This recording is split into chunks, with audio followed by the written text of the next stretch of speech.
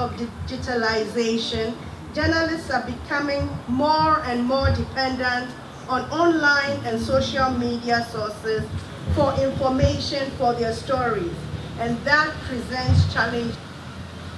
Madam Chairperson, because today we're marking World Press Freedom Day, let me set the stage by noting that despite any shortcomings that I may point out in this presentation, and despite people's frustrations with media shortcomings, that Ghanaians have a firm belief in the freedom of speech and of the press. And I say this because there is plenty of empirical and unimpeachable evidence from one of the continent's most reliable surveys, the Afrobarometer, which over 5 rounds of surveys keeps confirming that Ghanaians support media freedoms and believe in the power of the media to help bring about change. And that's why we're here. How can we bring about change in the status quo? Madam Chairperson, the latest Afrobarometer findings, like others before it, indicate that to a large extent, Ghanaians enjoy unfettered freedom of speech, of association, thought, conscience, and belief. And the findings show that an absolute majority of Ghanaians agreed they are completely free or somewhat free to choose who they vote for, join any political organization of their choice, and say what they think. Importantly, they also believe that any government attempt to guard the media is likely to run into serious difficulties. A significant majority of us, 82% to be precise, appreciate the media's effectiveness in revealing government mistakes and corruption. And another majority, albeit a little smaller, 55% of us, strongly agree that the media should be allowed to publish any views or ideas without governmental control. Now, with close to 300 radio stations on air and many more licensed to operate, with more than 20 free on-air television stations, and with more than a dozen daily newspapers bringing us news and information, the era of media pluralism is no longer in question. And when you add the permeation of interactive digital technologies, which allow for audience participation in news discussion and in fact news production, as well as the growing numbers of social media users who are generating and exchanging content, and as the minister again pointed out, bypassing traditional media, there is little doubt that the space for freedom of expression in Ghana is now wide open. And I think we can celebrate that. Also worth celebrating is the fact that Ghana's media is considered amongst the freest in the world, according to the 2015 World Press Freedom Index by Reporters Without Borders. As we all know, the Reporters Without Borders World Press Freedom Index ranks the performance of 180 countries according to a range of criteria that include media pluralism and independence, respect for the safety and freedom of journalists, and the legislative, institutional, and infrastructural environment in which the media operate.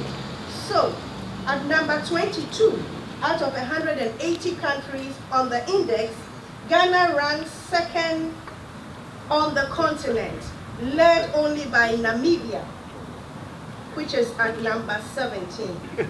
Notably also is that we rank ahead of mature democracies, such as the UK, which was ranked at number 34, and the US, which was ranked at number 49. We can celebrate that too.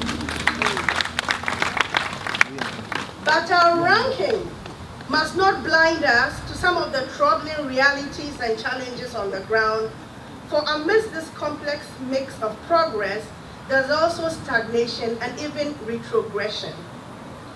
As we celebrate World Press Freedom Day, we must remember that because individual speech rights go hand in hand with media performance, the media must be especially vigilant. If media freedoms are eroded, and if the media lose their effectiveness, they undermine not only their own survival, but the democratic gains of all citizens. So it is with great love that I will talk truth to my colleagues in the media. This year's Reporters Without Borders Index notes that globally there was a drastic decline in freedom of information, with 2/3 of the 180 countries surveyed performing less well in 2014 than in 2013. And a number of factors account for this, and amongst them is the issue of media safety that the head of UNESCO so eloquently talked about in his presentation. Now, Ghana is not typically thought of as a country in which journalists generally fear for their lives. However, there have been a number of incidences in the recent past that suggest that journalists are under threat here as well, and we cannot mark this occasion without flagging it. Attacks on the media have come not only from agents of the state, but from ordinary citizens.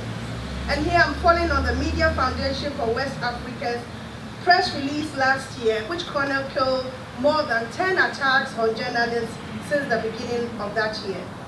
6 of the attacks were by police and military personnel acting on their own volition or on the orders of officialdom. And since then, there have been a couple more.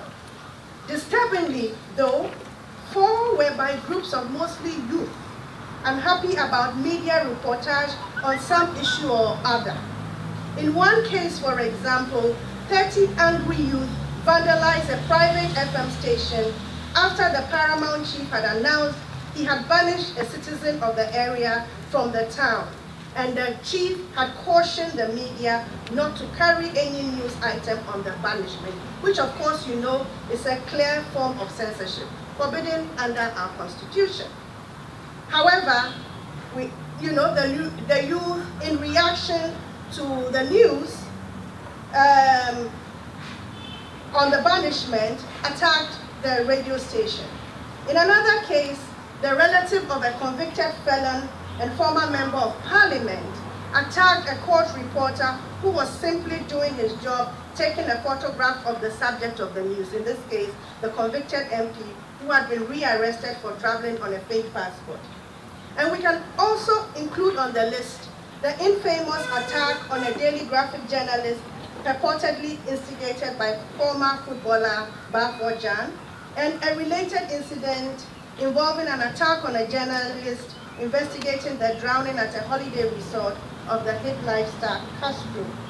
Now, the regularity of violations against Africa's poster child of press freedom must warn us of the threats to freedom of the press in Ghana. And I'm really so glad that Mr. Dos Santos pointed to a number of measures that must be taken, because we must be vigilant. I also note in this presentation that when we also take account of the fact that elsewhere, as elsewhere, journalists in Ghana risk attack, especially when they try to cover conflict situations, and there are quite a lot of low-intensity conflict situations all over this country. You only have to read the recent report that the National Peace Council brought out to tell you that it's not localized in one particular region of the country.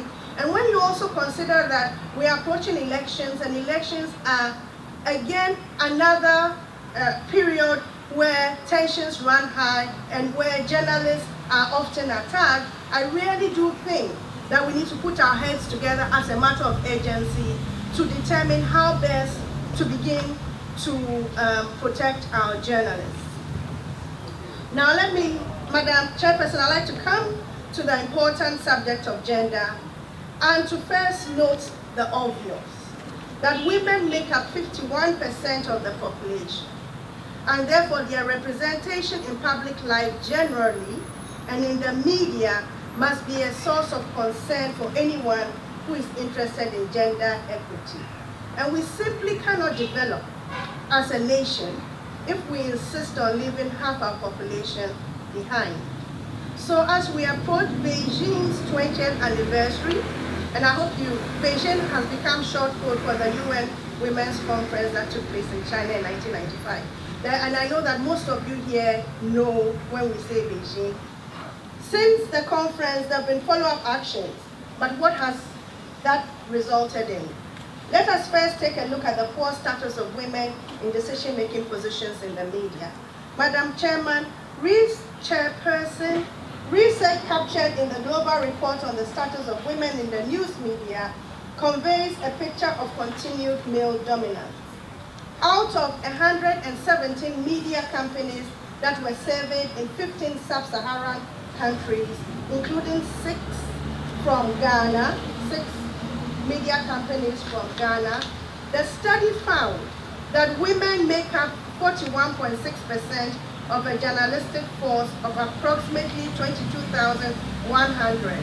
Although in Ghana, they make up less of a percentage, because out of the 400 journalists that were surveyed for the Ghana portion of that report, only 141 were women, representing almost a 2-1 ratio of men to women.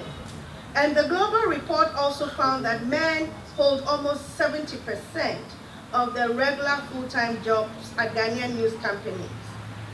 And again, it falls below the regional percentage of full-time work, because they accounted also for part-time work, of almost 40% women.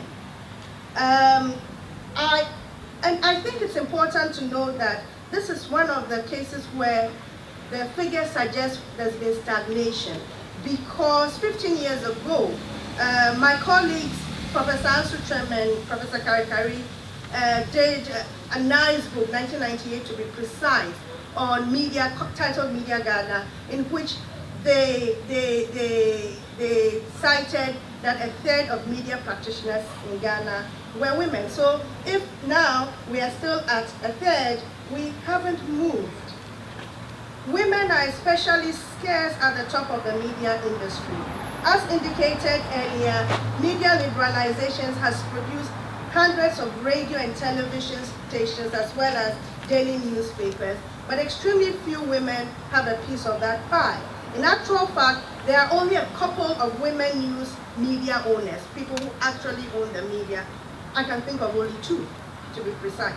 Also, women make up only 28% of governance positions in the media in Ghana, that is at the board level, and less than 16% of top management.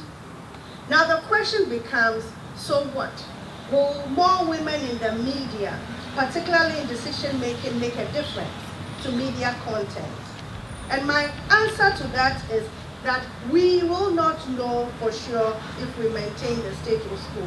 Although elsewhere, where more women have been engaged in journalism and at decision-making positions in the media, there's been research that has shown a change in the quality and diversity of content. Studies have shown, for example, that the diversity of news sources and subjects increase because women are more likely to seek out other women who are expert sources than are male reporters. And that is to say, stories by female reporters contain more female news subjects than stories by male reporters. Another thing we want to bear in mind is the fact that every 5 years, since 1995, since Beijing, there's a global media monitoring report that is undertaken in countries around the world. And it captures a snapshot of the world's media in a given day. So they actually freeze that day what is going on in the media and where are women situated in terms of who presents the news, who writes and reports, what is the news subject, and all of those indices. And there's a report due this year, and we should all be keen on seeing if we've made much progress. But the last report shows that we are quite stagnant because only 6% of stories highlight issues of gender equality or inequality.